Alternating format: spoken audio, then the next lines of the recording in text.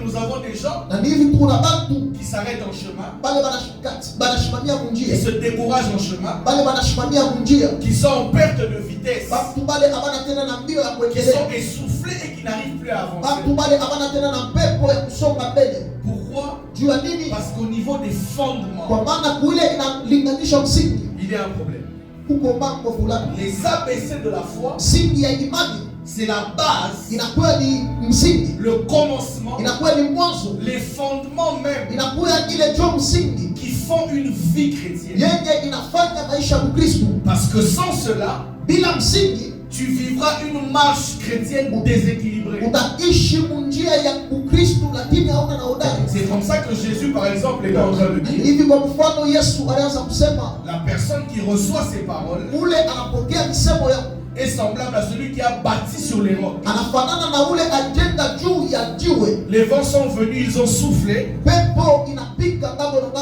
mais cette maison ne s'est pas ébranlée. Le roc, c'est le fondement, c'est la base qui fera en sorte que lorsque le vent viendra, la maison tiendra.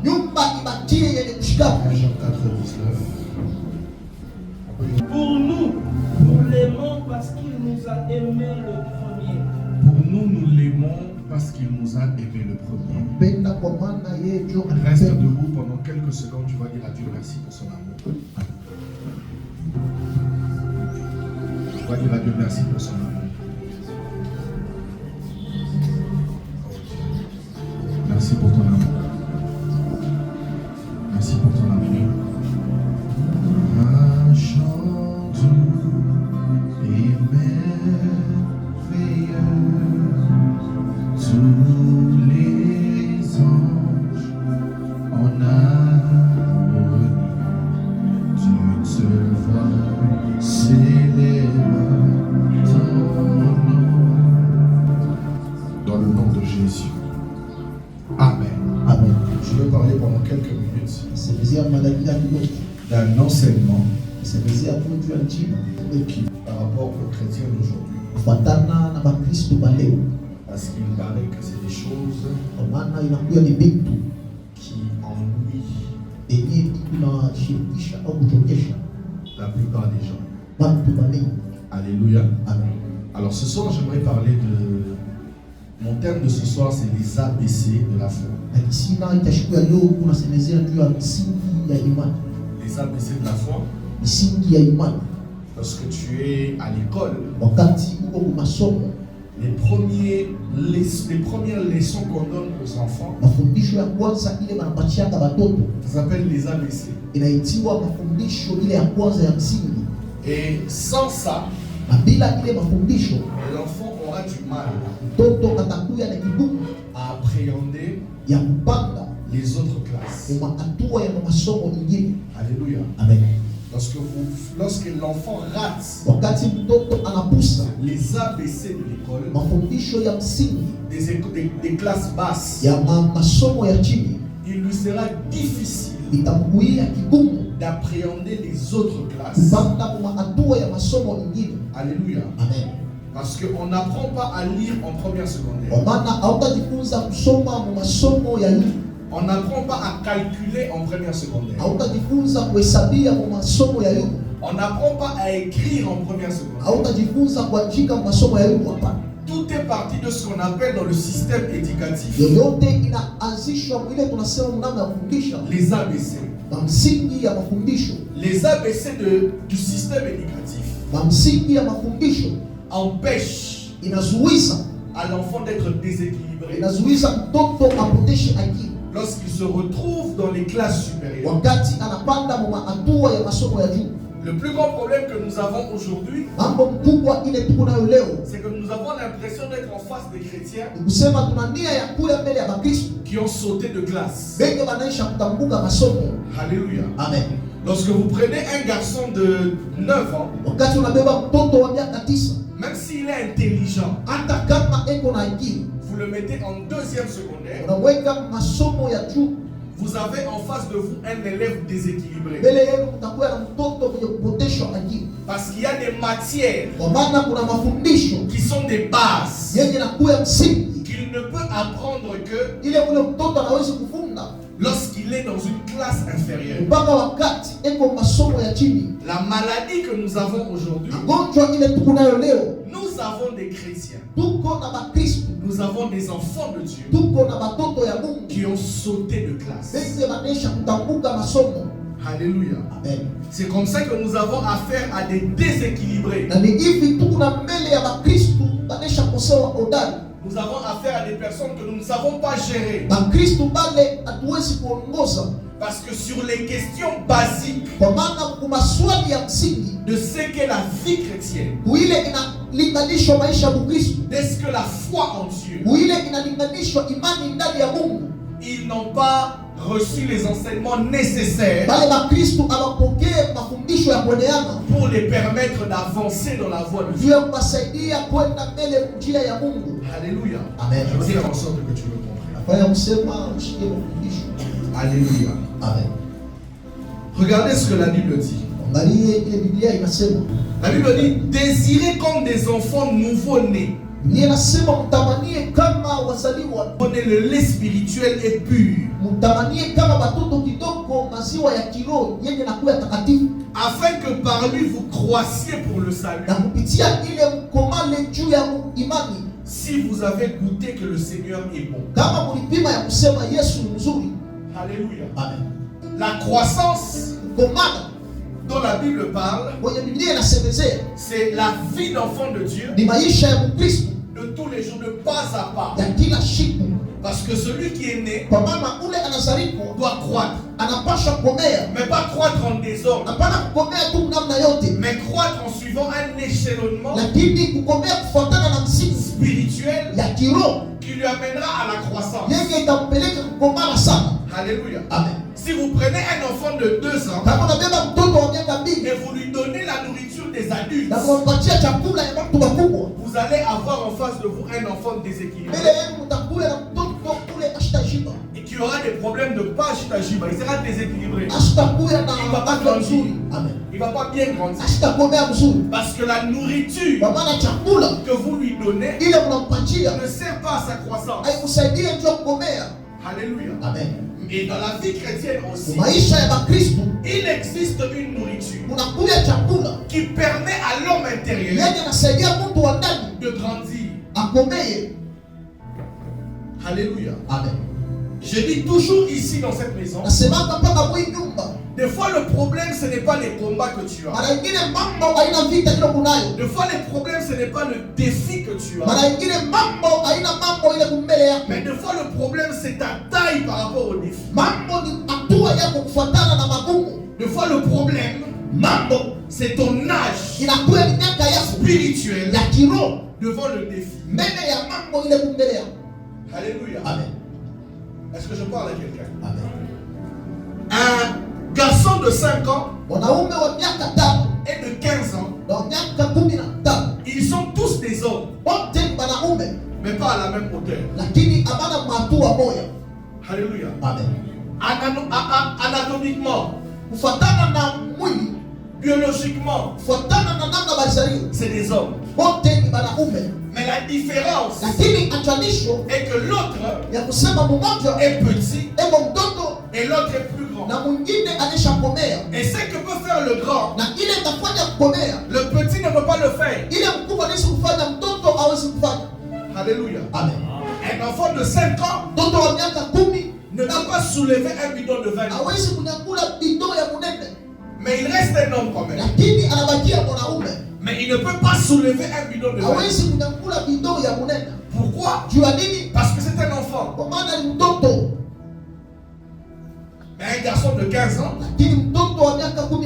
peut soulever le bidon. Alléluia. Amen. Une femme de 20 ans peut faire un enfant. Mais une fille de 5 ans ne peut pas faire un enfant. Alléluia. Amen. Anatomiquement parlant, celle qui a 5 ans est une femme. Celle qui a 20 ans c'est aussi c'est une femme. Mais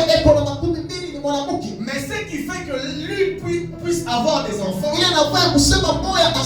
et l'autre non, c'est l'âge. Alléluia. Amen. Malheureusement, ce n'est pas mon thème de ce soir. Amen. Parce que moi, je parle des âges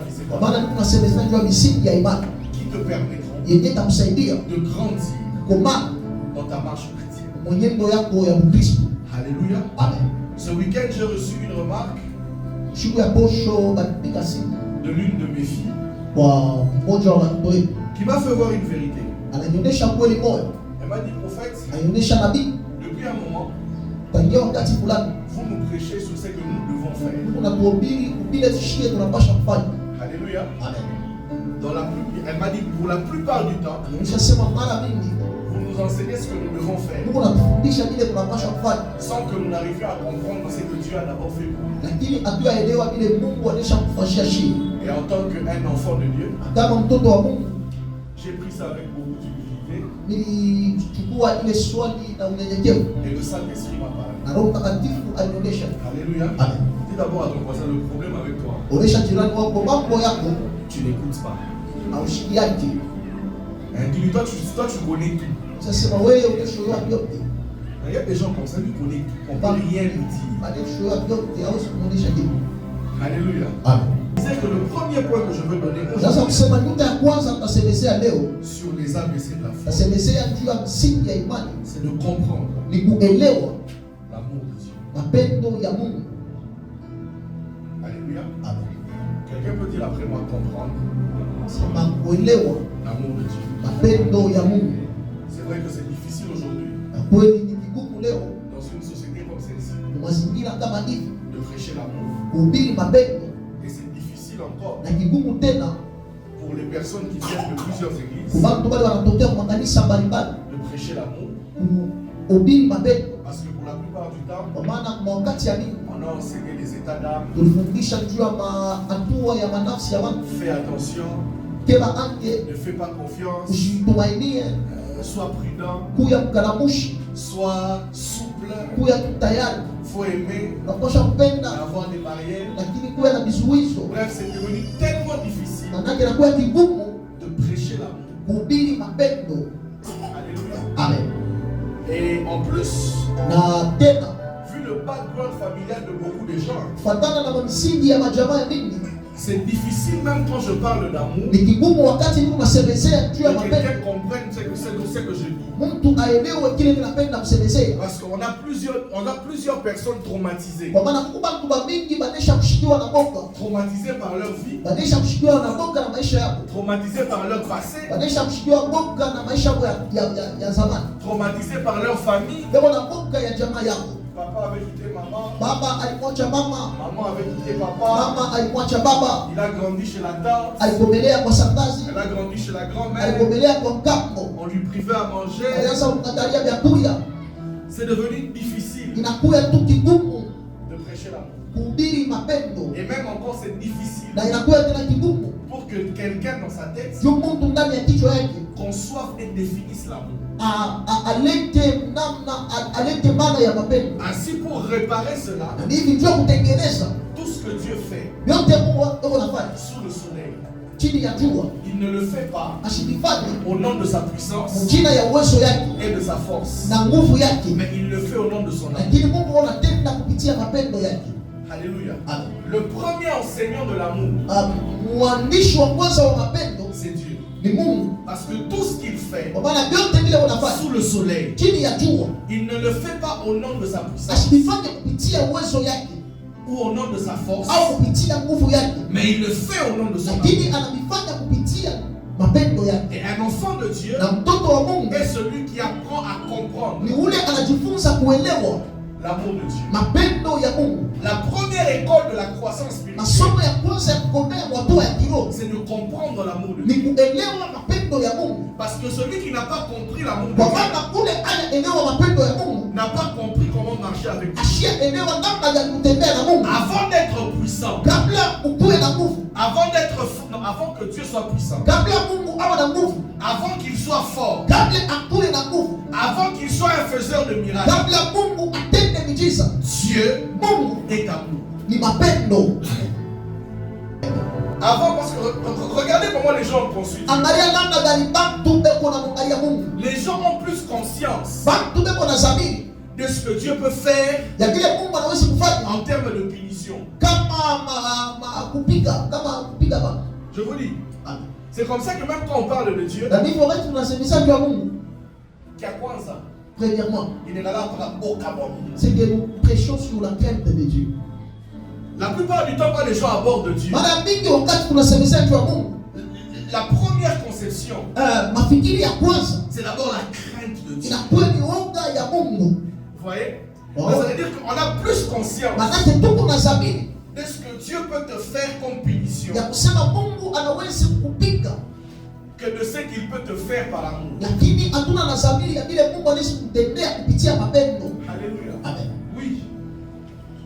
Ici, assis sur ces chaises, plusieurs personnes conçoivent Dieu comme celui devant qui il faut d'abord avoir peur. Parce que si tu fais mal les choses, Dieu peut te punir. C'est comme ça que le monde, il faut qu'on nous devons craindre beaucoup le Seigneur. Alléluia. Amen. Est-ce que je peux vous donner un verset? Dis à ton voisin, je t'aime de l'amour du Seigneur.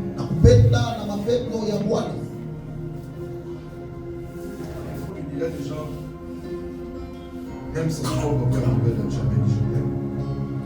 Une fois qu'on a dit aux gens je t'aime de l'amour du Seigneur. Alléluia. Et il y a des gens ici, donc on les a vraiment. C'est vrai qu'ils sont derrière les gens pour qu'on les aime. 1 Jean 4,18. La Bible dit la crainte n'est pas dans l'amour. C'est grave. Hein? La Bible dit la crainte n'est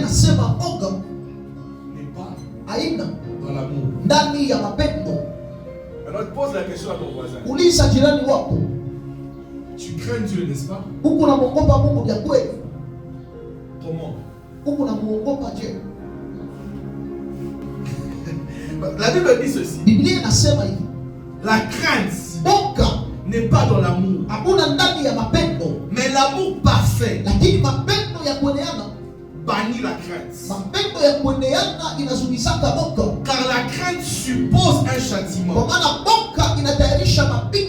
Et celui qui craint n'est pas parfait dans l'amour. Parce qu'en ce qui concerne le châtiment, la Bible dit le châtiment qui donne la paix est tombé sur lui. Celui qui a pris notre châtiment, c'est déjà Jésus. Donc celui qui vit en Dieu ne peut pas vivre dans la crainte. Alléluia. Amen. Maintenant quelqu'un va me demander, en fait, donc vous voulez nous enseigner qu'on ne craint pas Dieu. Bon, je veux poser une question. Dieu, faut-il le craindre? Si oui, explique-nous ce que ça veut dire craindre Dieu. On commence ici. Selon moi, Père, craindre Dieu, c'est faire sa volonté et obéir à ses volontés. Craindre Dieu, c'est faire sa volonté et obéir à ce qu'il dit. Donc pour toi, tu es pour qu'il faut craindre Dieu. Oui. Donc il faut avoir peur de Dieu. Non, pas avoir peur. Mais ça craint. Oh. Parce que dans l'Ancien Testament, quand on disait craindre Dieu, ça veut dire qu'on se couvrait le visage. Ça veut dire que, voilà, parce que le châtiment était proche de nos actes. Donc, comme tu as pris le micro, tu crois qu'il faut craindre Dieu. Ok, vas-y. Alors, moi je pense que la crainte de Dieu, c'est pas avoir peur de lui, avoir une peur traumatisante, anxieuse, mais c'est plutôt une révérence envers lui et plutôt une crainte de s'éloigner de lui et pas avoir peur de lui comme étant un être qui fait peur. Oui. Ok. Moi, je pense qu'il faut l'aimer. Moi, je pense plutôt qu'il faut l'aimer. Je pense plutôt qu'il faut l'aimer. Ok. Dans la nouvelle alliance, Mwagano jipya la crainte, boga parce qu'il faut faire une différence. unapasha kufanya achanisho. Lorsque dans l'ancienne alliance, Wakati mwagano ya kale on parlait de la crainte de Dieu, anaanza kusemezea juu ya boga kwa Mungu, c'est parce que la présence de Dieu ni juu uwepo ya Mungu. n'était pas accessible à tous. Uwepo ya Mungu haikuwa tayari juu ya watu wote. Tout le monde n'avait pas accès à la présence de Dieu. Haina watu wote wanaanza kuingia uwepo ya Mungu. Non, Hapana. c'est le souverain sacrificateur Ni mkoani mkubwa qui entrait dans le lieu très ndio saint. anaanza kuingia kufashi takatifu. Et à chaque fois que les hommes ont voulu Na kila wakati watu que walipenda la présence de Dieu vienne vers eux, ya kusema uwepo ya Mungu imeonekanike. c'était accompagné des choses terrifiantes. Uwepo ya Mungu inaanza kushuka na mambo ya kushangaisha. Souvenez-vous que quand Israël Ukumbuke wakati Israeli demande à Moïse, alimlomba Musa, toi tu parles avec Dieu, mais nous aussi on veut que Dieu nous parle. sema wewe Musa unasema na Mungu na shie tunapenda kusema na Mungu. La Bible dit, Dieu a dit à Moïse, Mungu anasema, Mungu anamuonesha Musa, dis au peuple de se purifier pendant 3 jours. onesha taifa bajitakashe mumashiku Je tatu. viendrai leur parler. Takuya kubasemezea. La Bible dit ce jour-là, Biblia inasema ile siku Israël était rassemblé sur la montagne alikusanyikwa chini ya mulima et il y a commencé à avoir des tonnerres na kulituya mabinguruma et des tremblements de na terre. matetemeko ya udongo. Au point Israël a dit à Moïse, hey, Mpaka wakati Israeli alimuonesha Musa, toi prends Dieu, wewe umbebe Mungu, allez loin, mwende mbali na Mungu, laisse-nous vivre. utuache shie tuishi. Alléluia. Amen. Parce que Kwa maana dans l'ancienne alliance, wagano ya kale les hommes n'avaient pas un accès dans la présence de watu Dieu. hawakuwa tayari njoo kuingia uwepo Et wa Mungu. même le souverain sacrificateur, Hata mkoani mkubwa lorsqu'il entrait dans le lieu très saint, wakati anaanza kuingia kufashi takatifu, on accrochait des clochettes sous ses balianza jambes kufunga kamba kumugulu. pour vérifier s'il est encore vivant. C'est-à-dire quand il entre, s'il traîne, Wakati anaingia kama nakawia, on bouge un peu sa jambe. banatengesha Si mgulu. on entend le bruit de clochettes, Kama banashikia malalamiko ya ça gelegele, veut dire qu'il est encore vivant. manake akibariki mjiko. Donc les gens mouraient même Watu walianza kufa dans la présence de Dieu. ndani ya uwepo ya Mungu. Alléluia. Amen. C'est comme ça que Na ni hivi les gens dans l'ancienne alliance watu wa muagano ya kale marchaient avec cette crainte balianza kutembea na kule boka de Dieu. boka kwa Mungu. Alléluia. Amen. Marchaient avec cette peur Balianza kutembea na boka au point de se couvrir la tête. mpaka wakati balianza kufunika kichwa. Et il faut savoir Na kunapaswa kuelewa que pour chaque dispensation, kwa kila wakati ya wokovu Dieu s'est présenté différemment Mungu alionekanika kwa aina ya kuachana selon les dispensations. kufuatana na wakati. La seule fois où Dieu est devenu un père, Mara moja ile Mungu alikuwa baba ou la première fois qu'on a appelé Dieu mon père, au mara ya kwanza walikuita Mungu baba c'est dans la nouvelle alliance, c'est en Jésus. ilikuwa ni ndani ya Yesu muagano mpya. Alléluia. Amen. C'est comme ça que lorsqu'il meurt et il Na ni ressuscite, hivi wakati alikufa anafufuka, les rideaux du temple pasila ya kanisa se déchirent. ilipasuka. Comme pour dire, Juu ya kusema dans Ephésiens on dit, Waefeso wanasema nous avons maintenant tous accès au Père hapa sasa tunaweza kuingia kwa baba selon le même esprit. na roho moja. C'est-à-dire que la séparation, Manake achanisho la crainte que nous devions avoir mwaka ule tulipasha kuwa nao par rapport à sa présence, kufuatana na uwepo ya Mungu, nous ne l'avons plus hatuna tena na ule et nous boka, avons accès dans sa na présence. hivi tunaweza kuingia ndani ya uwepo yake. Alléluia. Amen. Donc, cette crainte de Dieu, Manake boka wa Mungu selon les Hébreux, kufuatana na bantu ba Ibrania dans la nouvelle alliance, ndani ya agano jipya. elle n'existe pas. Amen. Elle n'existe pas. Boka wa Mungu. Nous avons tous accès au Père Shimote tunaweza kwenda kwa baba selon le même esprit. kupitia roho moya, roho ya Yesu. Alléluia. Amen. Dans l'ancienne alliance, Mwagano ya kale le sacrificateur mkoani présentait les prières alianza kutoa maombi du peuple ya mataifa à Dieu kwa Mungu. pour le peuple. Amen. Mais dans la nouvelle alliance, Mwagano mpya Jésus dit, voici comment vous devez prier. Yesu anasema mondeni namna gani Ça unapaswa veut dire kuomba. que tu es capable de prendre tes prières Manake unawezaje kubeba maombi yako Toi-même. wewe mwenyewe et de les présenter devant Dieu. na kuitoa mbele ya Mungu. Alléluia. Amen. Quelqu'un va dire, Mtu mmoja atasema, non, mais non, hapana, le péché, dhambi, un enfant de Dieu, mtoto wa Mungu s'il ne pêche pas, kama ashitende dhambi, ce n'est pas par crainte, haina juu ya boka, c'est par nature. ni juu ya umbile yake. Alléluia. Amen. Un enfant de Dieu, Mtoto wa Mungu s'il ne pêche pas, kama ashitende dhambi, ce n'est pas par crainte, haina juu ya boka, c'est par nature. lakini ni juu ya umbile yake kama mtoto wa Mungu. Amen. Alléluia. Amen. Ndio. Hivi mimi nakalaka hapa, Et que je suis ici, haina semi na mongopa Mungu. c'est pas que je crains Dieu, C'est dans ma nature ni ndani ya umbile ya de marcher kutembea, de manière différente. kutembea. Ce n'est pas ndani ya par maisha. peur. Haina juu ya boka, Parce que ce qui est né de Dieu kwa maana wale walizaliwa na Mungu triomphe du monde. wanashinda dhambi. Si je ne pêche pas, Kama nishitende dhambi, ce n'est pas parce que j'ai peur d'un châtiment. haina juu ya kusema mimi nasikia boka ya mapiko, Parce que le châtiment kwa maana mapiko est déjà tombé sur Jésus. inesha kuanguka juu ya Yesu. Amen. Oui, Ndio, oui. ndio, Le châtiment est déjà tombé sur Jésus. mapiko iko juu ya Yesu. Dieu ne châtie personne. Mungu asitapiga mtu atamoja. Au sol. Dieu ne châtie, non, ça va. Dieu ne châtie personne. Mungu apigake mtu. Dieu ne châtie personne. Mungu apigake mtu.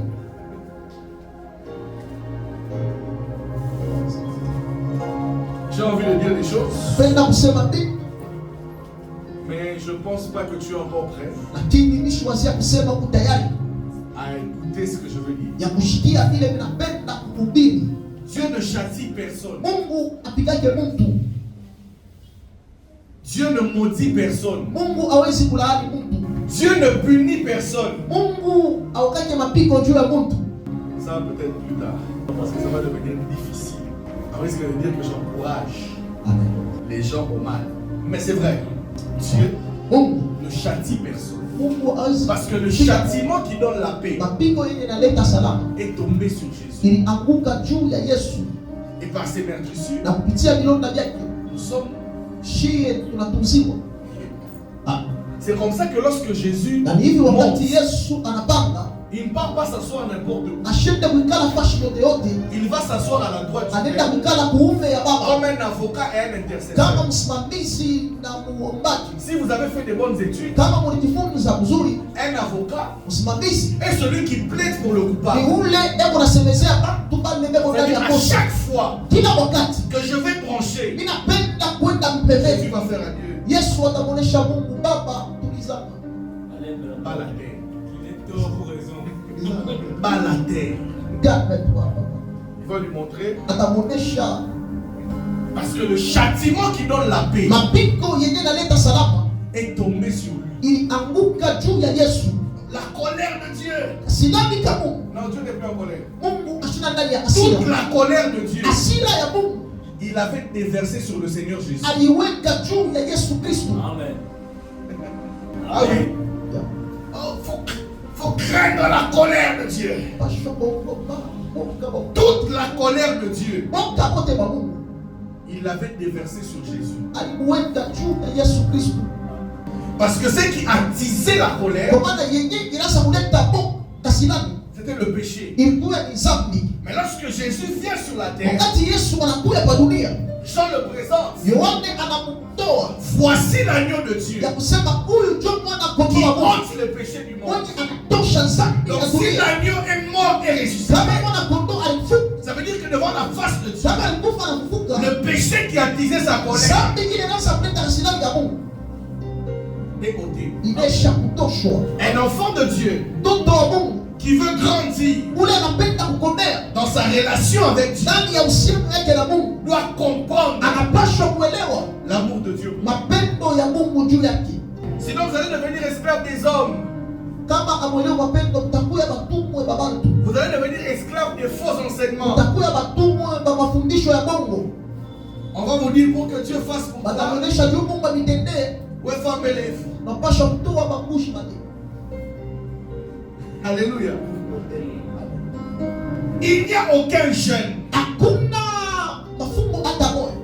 a aucune prière hata maombi moja à faire ile unaweza kufanya pour jouir juu ya kufurahisha des bénédictions de Dieu. juu ya kuishi ndani ya mabaraka ya Mungu. Dans la nouvelle alliance, Agano Jipya, prier kuomba nourrit la relation avec Dieu. kuomba inakamilisha Mais en ce uhusiano qui na Mungu. concerne obtenir, Kuile inaangalisha kupokea. Colossiens chapitre 2 verset Kolosai 6, sura ya 2 mstari wa 10. vous avez tout Mungu na yote pleinement kwa utele en lui. ndani yake. Un enfant de Dieu doit avoir la conscience Mtoto wa Mungu anapaswa kuwa na que saburi ce dont j'ai ya besoin, kusema vile mimi nahitajia je ne le cherche pas. mimi sivitafute, hapana, Je l'ai d'abord niko navyo dans le Seigneur Jésus. ndani ya Yesu C'est Kristo. comme ça que Jésus a Na ni dit hivi Yesu dans alisema Matthieu 6:33. Mathayo sura ya 6 mstari wa Cherchez 33. premièrement le royaume de Dieu Utafute kwanza ufalme wa mbingu et la justice. na uwaji, Le reste, na vitu vingine vous n'avez pas cherché. vitafuta. Amen. Cela vous sera donné Vitavipewa par-dessus. baadaye, Mais nous, on a un verset lakini shie tunaomba vitu mkipiku vipi? 10 jours de prière Maombi ya mafungo mashiku kumi afin d'ouvrir le ciel pour juu ya nous. kufungula mbingu, juu ya kupokea mabaraka ya mandoa.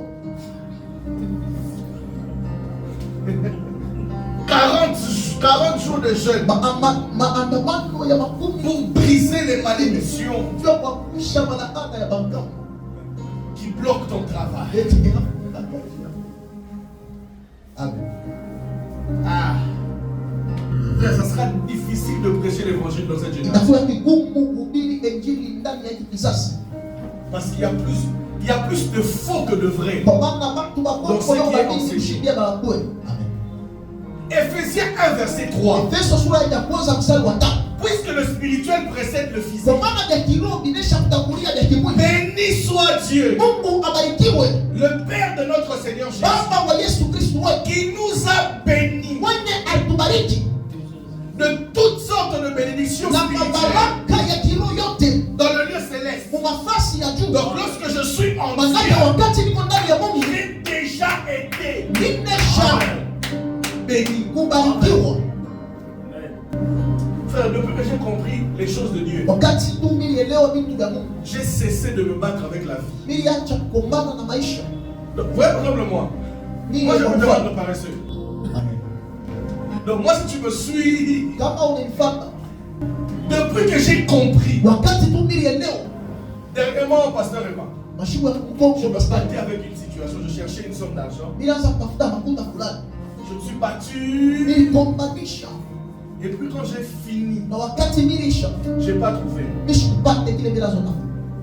J'ai entendu une fois, d'ailleurs je Nilisikia mélange, sauti moya, l'Esprit de Dieu m'a dit, roho ya Mungu inanionyesha tu as fini, unaisha kugombana. maintenant laisse-moi faire. Hapa sasa uniache mie nideke. J'ai dit, Seigneur, tout ce temps, Hii wakati yote il m'a dit, oui, tu voulais te battre. nasema unapenda kugombana, unaisha hiyo kinaisha. Il m'a dit, laisse-moi faire. Anaonyesha uniachie sasa nideke. Quand j'ai fait, Wakati nipumzika kidogo, il a commencé à faire. anaanza sasa kutenda. Amen. Au-delà de ce que je cherchais, Anatenda kushikilia na zile bila za kutafuta. Anatenda kushikilia bila bila za kulomba. parce que Kwa maana en Dieu, ndani ya Mungu nous avons déjà été tunesha kubarikiwa, bénis. tunesha kubarikiwa ndani ya Mungu. Celui qui se veut grandir en Dieu Ule anapenda kukomana ndani ya Mungu doit comprendre anapaswa kuelewa l'amour de Dieu pour lui. mapendo ya Mungu. Amen. Il ne se battra plus pour se marier. Hautakumbana tena juu ya kuolewa. Il ne se battra pas pour avoir le travail. Hautakumbana tena juu ya kupata Il kazi. saura que ce qu'il me faut, Utajua kusema kile mimi nahitajia. Dieu a déjà pourvu. Mungu anesha kujitayarisha. Et prier pour lui Na kuomba juu yako sera pour maintenir et faire grandir la relation avec Dieu. itakuja juu ya kukamilishwa uhusiano yako na Mungu. Alléluia. Amen. 1 Jean 4:19, on l'a lu ici. Yohana wa kwanza mstari wa 4 Pour nous, nous l'aimons. mstari wa 19. Shie tunampenda Parce qu'il nous a aimé le kwa premier. maana yeye ndio alitupenda wa kwanza. L'amour de Dieu, Mapendo ya Mungu ce n'est pas comme tu l'aimes. haina vile wewe unampenda, C'est lui qui t'a aimé le premier. ni yeye ndio alitupenda wa kwanza. Les hommes vont vous enseigner Watu watanifundisha que dans l'amour, il faut 50-50. ya kusema mapendo, kila mtu anapaswa Chacun kupenda. fait, ouais, pas on fiancé, il est marié. Wakati Chacun tunawashauria vit avec son wale amour. kila mtu anakuwa na mapendo Et puis ça yake crée l'amour. na kisha mapendo yanaumbiwa na Mais utendo. l'amour de Dieu, Lakini mapendo ya Mungu c'est lui qui t'a aimé le ni yeye premier. ndio alikupenda wa kwanza. Romains 5, 8, 9. Roma sura ya 5 mstari. Mais Dieu prouve son amour envers nous. Lakini Mungu anatuonesha mapendo yake. Lorsque nous étions encore des pécheurs, Wakati tulikuwa matenda dhambi, Christ est mort pour nous. Kristo alitukufia shie. Ça veut dire que Dieu n'a pas attendu Manake Mungu asikuchunge que tu commences à bien te comporter, ya kusema ukuwe na matabia mzuri, que tu arrêtes de mentir, uache bongo que tu arrêtes de voler, au uache kuiba, que tu arrêtes l'impudicité. uache kusharati. Lorsque tu étais encore dans le mal, Wakati ulikuwa ndani ya mubaya, Jésus est mort Yesu alikufa pour toi. juu yako. Amen. Kama unampenda Mungu, Si tu aimes le Seigneur, unapasha kutembea Mungu. tu dois marcher dans sa crainte. L'amour de Dieu, Mapendo ya Mungu c'est d'abord ni mbele, lui qui t'a aimé. ni yeye mbele ndio anapenda. C'est comme ça qu'il est au Corinthiens. Na ni hivi ndani ya Wakorintho La Bible dit lorsque nous approchons de Dieu, inasema wakati tunamchofea Mungu, venons de la manière dont il nous a trouvés. tukuye mpaka vile atukutanisha. Parce que lui t'a aimé le premier. Yeye ndio alikupenda wa kwanza. Ça ne dépend pas d'abord de ce que tu es Hailinganishwa na kile wiko et de ce que tu fais. au na kile huko unafanya. Il n'y a aucun acte que tu poseras sur la terre Hakuna tendo moja utafanya kwa dunia qui poussera Dieu de t'aimer. yeye itakusukuma Mungu kupenda. Alléluia. D'abord. Donc, ce n'est pas parce que tu marches la tête Haina baissée juu unatembea sapa que Dieu t'aime na kusema Mungu alishakupenda plus que quelqu'un d'autre. kushindia watu wengine. L'amour de Dieu Pendo ya Mungu consiste au fait inakuya que lui ya kusema yeye nous a aimés ndio atupenda tel que nous sommes. mpaka vile tuko. Le premier. Yeye ndio atupenda wa kwanza. Dis à ton voisin, Dieu t'aime. Onesha jirani wako Mungu anakupenda Et ça ne dépend pas d'abord de tes na actes. hailinganishwe na matendo yako. Parce qu'il y a des gens qui pensent que Dieu les aime moins. Kuna watu wanawazia sema Mungu ashibapende sana bana. Parce que Kwa maana il ne marche pas plus droit que Samantha. awatembee muoga wa Mungu kama jirani wako. Amen. Dis à ton voisin, Dieu est bizarre. Onesha jirani wako Mungu. Non, dis-lui, Dieu est bizarre. Dieu est bizarre. Amen. Personnellement, Dieu Mungu veut se choisir un apôtre anapenda kuchakula askofu qu'il veut envoyer pour les païens. mwenye atatuma juu ya mapambano. Les hommes, Batu lorsqu'ils se réunissent wakati banakusanyika pour remplacer Judas, juu ya kuweka mtu mwingine mafasi ya Yuda, ils choisissent Matthias banachagula Matias comme 12e apôtre kama wanafunzi wa parce kumi qu'il na faisait mbili. partie de ceux qui avaient un bon témoignage. Bana alikuya kati ya wale walikuwa na ushuhuda mzuri, C'était un bon chrétien. alikuwa Mkristo mzuri. Mais Dieu, Lakini Mungu lorsqu'il se choisit un apôtre, wakati anachakula askofu il va vers anaenda celui qui pendant toute sa vie kwa ule ndani ya maisha yake yote l'a persécuté. alianza kukombanishwa kabisa, Et il choisit Paul. na Mungu anamchakula Paulo.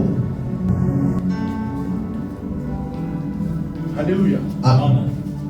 Normalement, si nous devons réfléchir, Kama tunapenda kuwaza, si Dieu doit appeler un homme kama Mungu anapenda kuita à Mungu le servir kumtumikia en ce temps-là, ule wakati, ça ne peut pas être Paul. haipaswi kuwa Paulo. Paul était meurtrier. Paulo alikuwa ni mjambazi.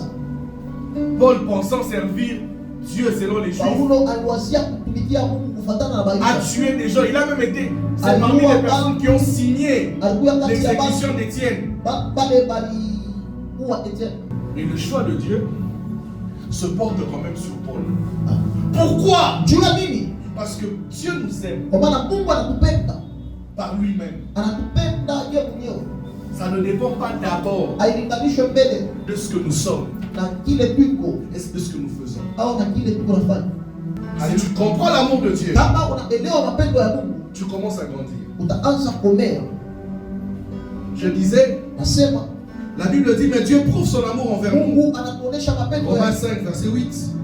De sorte que lorsque nous étions encore des pécheurs, Wakati tulikuwa ndani ya dhambi, Christ est mort pour nous. Kristo alitukufia. À plus forte raison donc, Mara ngapi sasa? maintenant que nous sommes justifiés par son sang, Hapa sasa tunahesabiwa haki kupitia damu serons-nous yake. sauvés par lui de la colère. Tutaokolewa kwake. Amen.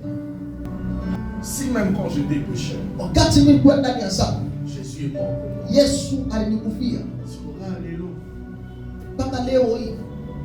Si même quand tu étais loin de Dieu, wakati ulikuwa mbali na Mungu, il t'a aimé. alikupenda. À combien plus forte raison bonjour Mara ngapi hapa sasa que tu es dans le Seigneur uko ndani ya Bwana Yesu Kristo, Dieu permettra Mungu ataruhusu qu'un malheur t'arrive ya kusema ole kufikie, parce que tu as trébuché. kwa maana ulienda pembeni. Oh non, Dieu l'a frappé. O Mungu anampika. Oh non, Dieu l'a puni. Mungu anampika. Quand est-ce que Dieu a sauté Jésus pour le punir? Mungu atamka tuje Yesu kwa kumpika Mungu. C'est lorsque maintenant tu comprends cet amour Wakati unaelewa ile mapendo, que ta vie devient une réponse. sio maisha yako inakuwa jibu.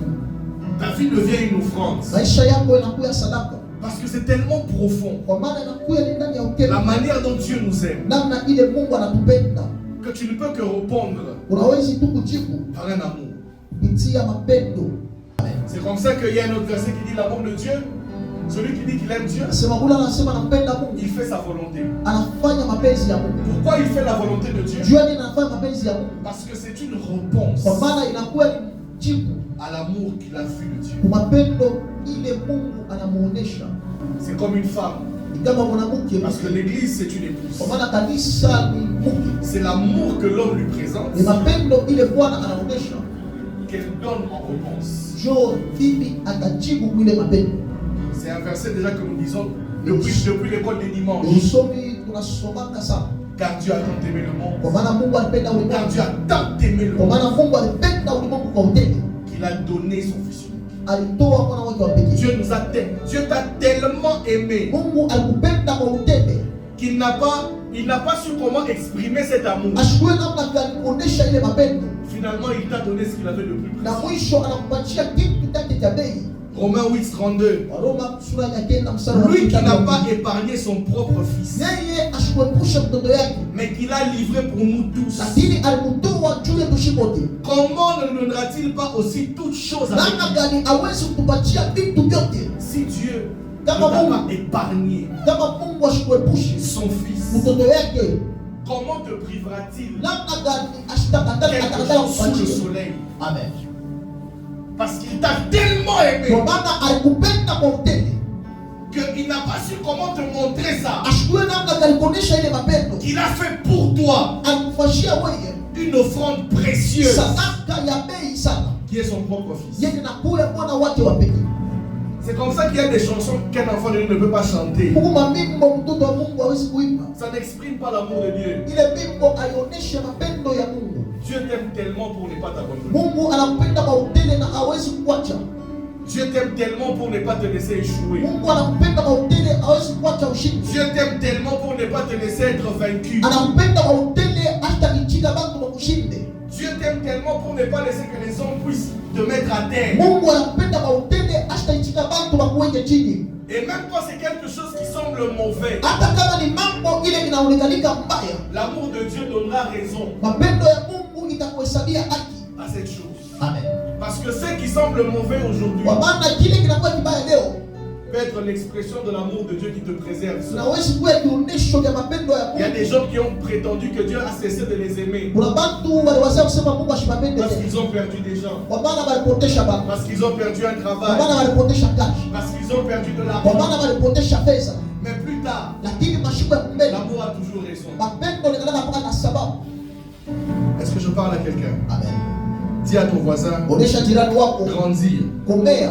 c'est comprendre l'amour de Dieu. Komea ni kuelewa mapendo ya Mungu. Quelqu'un dit non. Mtu anasema baba, Quelqu'un pense que Dieu cesse de l'aimer.